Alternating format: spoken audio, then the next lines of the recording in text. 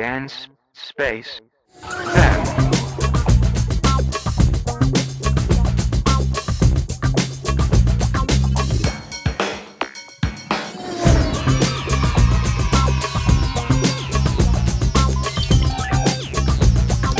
Dance, space, then.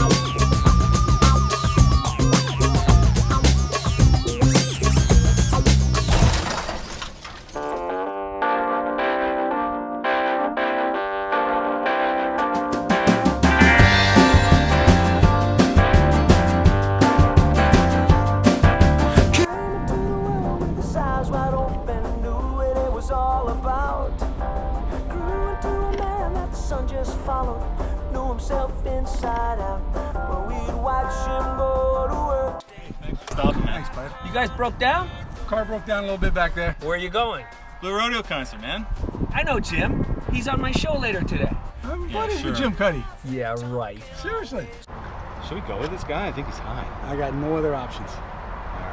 Unanswered calls. Well, his wife was small and pretty. So how's it going? I'm Danny. Hey, I'm Patrick. Hey, Danny, Brad, how are you? Rad. Right on. What do you do? I'm a musician and I film a little weird TV show in this van. Well, He's an ex-NHL hockey player. Yeah, right. Yeah. He is. Serious.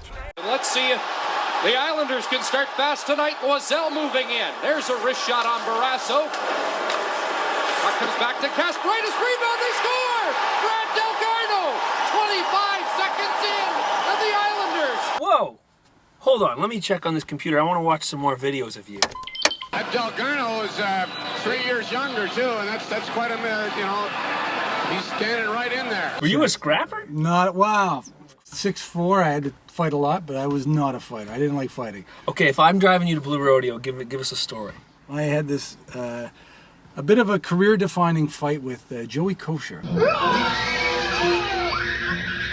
It was a whole game where I'd taken a boarding penalty, and Detroit kept sending out Kosher, and Al Arbor kept sending me out to fight and get this solved. So you're being pressured into this?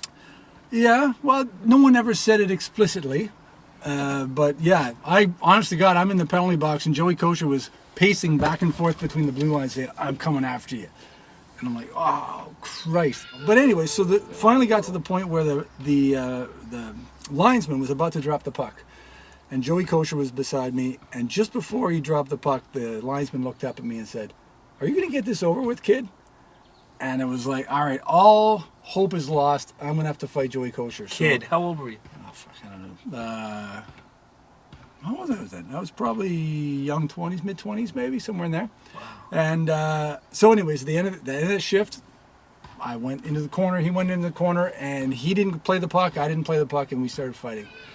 The linesmen come in. They didn't separate us, and I'm thinking, why are they not separating us? Because at this point, they should be separating us. And they said, "Keep it going, boys." Oh, no. And so they kept it going, and during that time, Joey Kosher got his arm out of his jersey and came. I swear to God, he threw a punch from Jersey at that point. It had broken 3 parts of the cheekbone. One hit here had broken everything. The orbit was gone. The sinuses were toast.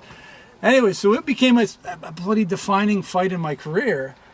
And I'm defined by these fights, and it was not what I ever did or wanted or aspired to be. Please come to Denver for the snowfall. Move up into the mountains so far that we can't be found.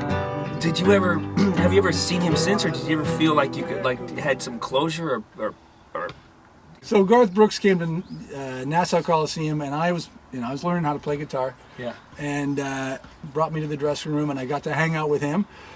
And the security guard came in and said, "Hey, Garth, I got a bunch of New York Rangers here. Want to meet you?" And he looked at me because he knew they were my crosstown rivals, and he looked at me and I said, "Who is it?" I said, "Joey Kosher," and he named a couple other guys. And Garth said, "Yeah, tell him I'm busy." So that was a beautiful moment. Right after that, he said, "I want you to bring that guitar I just signed up on stage and sing Friends in Low Places with me." Yes! And I said no, but I did. That's right. Nice. And to be bookended and to be defined by fighting, I don't pretend to be a tough guy. Music has become a thing that it has inspired me more than anything I've ever been able to do. And it all started with Garth. Brad, my favorite hockey player. Yeah. Bit of a pickle. What does that mean? Kosher pickle. Oh, weirdo. What do you do? Pat actually is the best captain, boat captain in the BVI, and Croatia for that matter. He's unbelievable. A boat captain? Yeah, Captain Pat. Gilligan, how do you expect me to finish this rack if you keep interrupting? And I tell you, this setup you got here is nothing. You got nothing on him. There's computers. What is this crap? These are sophisticated space computers. This What does this do? I can transport anywhere in the world. Get out of the town. Yeah. He is high. He's definitely high. Okay, prove to me you got a boat. Let's go there. Where is it? Yeah, right. Where? British Virgin Islands. Okay, here we go.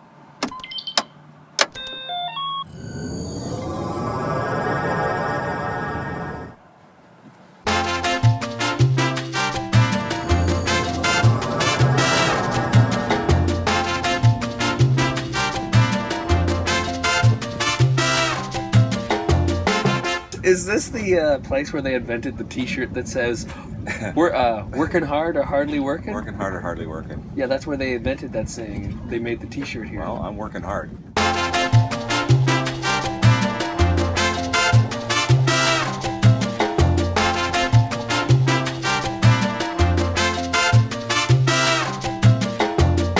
All the water tanks, fuel tanks, power grid, how much power you're using, how the charges are on your batteries, all the lights, all the navigation, all the power supply, all the air conditioners, you know.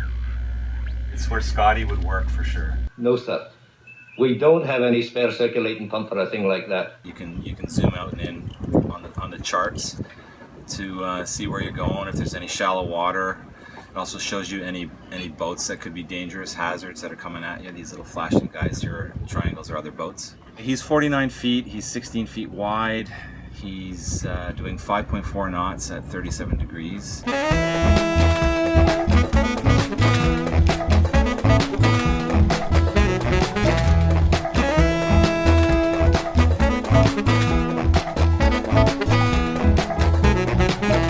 I was saying before, I'm surprised at how fast, or how close and how fast you guys all get to each other. I think it's a Klingon warship. Vertebrae. If they don't hit us, we're okay. Coming by pretty fast, pretty close. Pretty close. They probably just sailed around the world.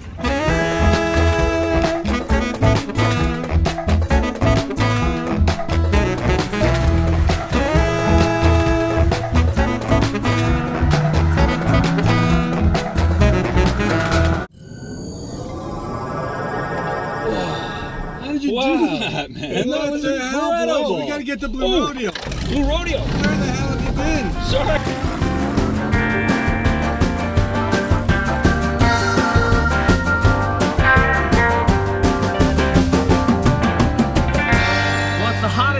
Of the year, and our guest today is the one and only Mr. Jim Cuddy of Blue Rodeo. Hey Jim, how are things? Things are great, things are great. Are you ready to play in this pizza oven of a van today? You know what, I don't mind the heat, it feels good. I wore this shirt today in your honor because whenever I wear this shirt, my friends call it the Jim Cuddy shirt. I say, should I wear this one or this one? They go, oh, definitely the Cuddy one. Well, the funny thing is, Greg Keeler, obviously, he started these Western shows. And I remember at the beginning of Blue Rodeo, when we started Blue Rodeo, I'm like, man, we don't want to turn into cowboys. It's ridiculous. I'm not going to wear them. And now, of course, I'm the one that's completely smitten with them. Ooh. Is there someone behind me there? No, but that's probably good. So what year is this space van? This is a 1978 Chevy Vandura.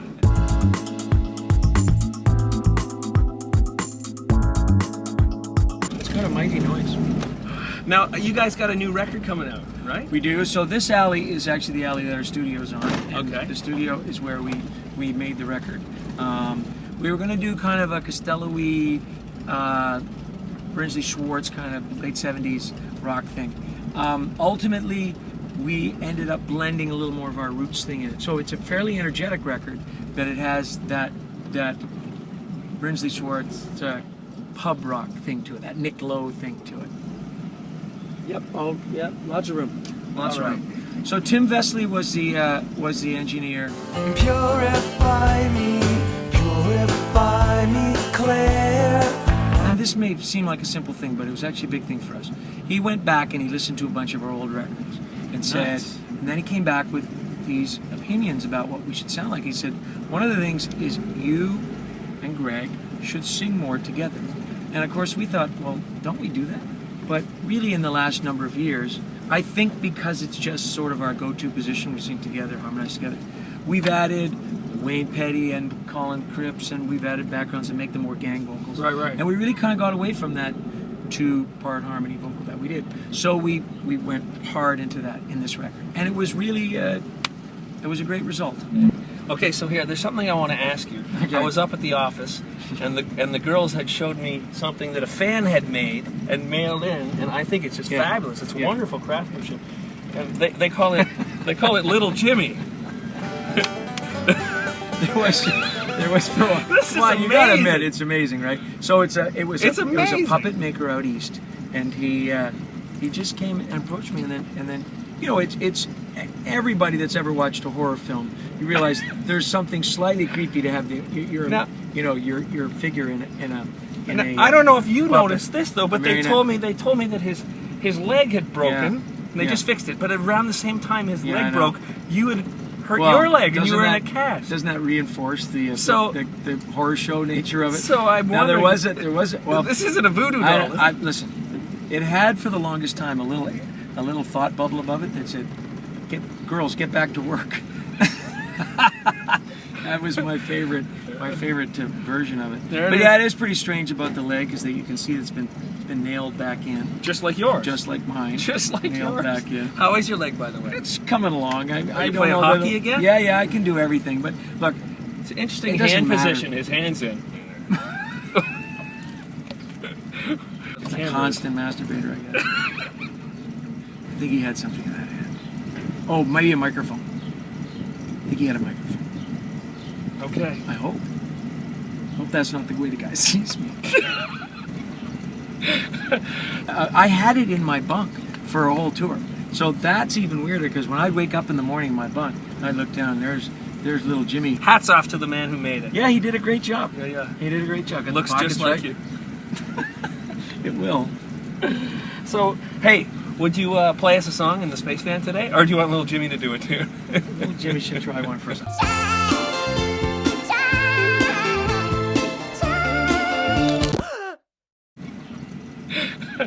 Thanks for being on the show. It's my great Hey, pleasure. what's the song you're gonna play? It's on the new record. I'm gonna play. It's a new one. It's called So Hard to See. So there was an art exhibit down at the Whitney that was called America, So Hard to See, and it was sort of about the obscured reality of America through photographs. And so I translated it to the mythological woman that we write about so often. Wonderful to have you on the show, Mr. Jim Cuddy. Calm down and show me your face. I'm wrapped up in worry and I'm tired of this place. This city's too much, it'll bleed you dry. Nothing ever changes as the days go by. I wake up every day knowing there's a better way, Lord, and I believe it's gonna come. Still no comfort comes to me lying where we used to be, wondering what have I done. Well, I'm waiting and I'm waiting and I don't know what to do. Keeping my heart open, hoping for you. You're just like the sun sinking over the sea. No matter how I try to hold you still, honey, it's so hard to see. Every night there's voices in the street, ghosts on every corner here rising in the heat. Well, I've walked through all the neighborhoods and I've looked in every bar, but I see you in the shadows and in every passing car. I used to follow you, weave moving in and out of view. You move me like a new morning sun. Lately I've been swept away, drag myself through every day, wondering where have you gone? Well, I'm waiting and I'm waiting, I don't know what to do, keeping my head up for visions of you. Page after page written so beautifully. No matter how I try to hold you still, honey, you're so hard to see.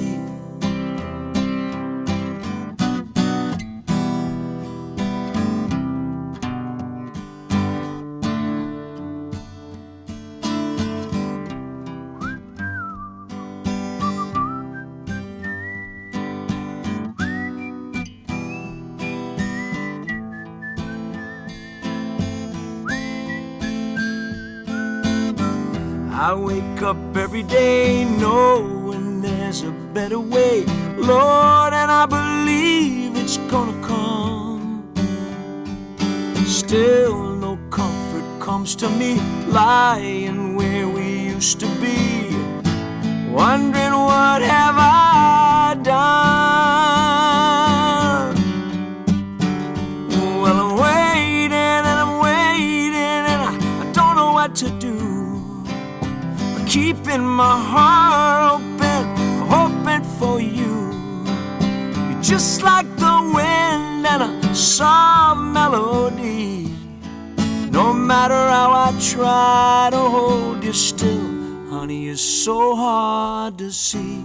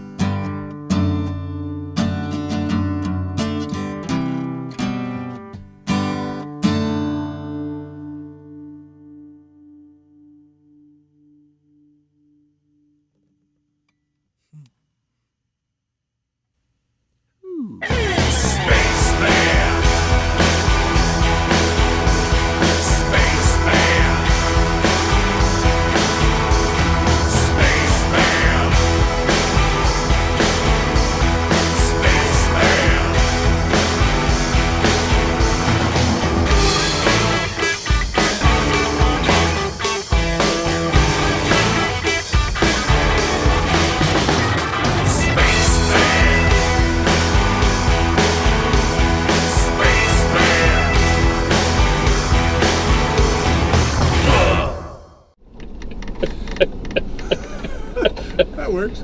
Let's go to your house. I want a beer. Yeah, I'm thirsty. It's really fucking hot in here. Actually,